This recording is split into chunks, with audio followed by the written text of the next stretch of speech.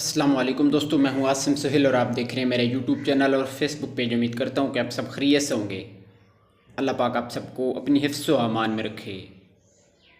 दोस्तों, आज बहीदाना के फ़ायदे और इस्तेमाल का सही तरीका आपको बताएंगे और इसके कुछ नुकसानात भी आपके सामने रखेंगे।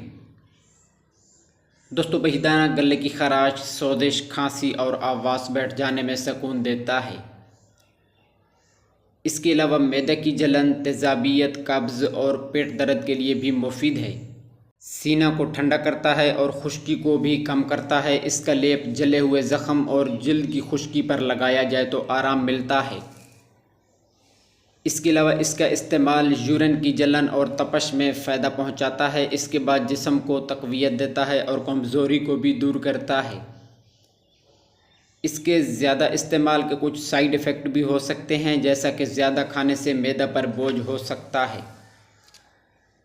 इसके अलावा हामिला ख़वातीन को भी इसका इस्तेमाल मुआलिज के मशवरे से ही करना बेहतर होता है। ताज़ा बीज ही इस्तेमाल करें, पुराने और सड़े हुए बीज नुकसानदेह हो सकते हैं। इसका मुसलसल इस्तेमाल कब्ज़ पैदा कर सकता है। इसके इस्तेमाल का सही तरीका यह है कि ताज़ा बीज 1 चम्मच बहीदाना को रात 1 गिलास पानी में भिगो कर रख दें और सुबह छान कर पानी पी लेना है। गले की ख़राबी के लिए 1 चम्मच बहीदाना नीम गर्म पानी 1 गिलास में भिगोकर वक्फे वक्फे से थोड़ा थोड़ा ले सकते हैं।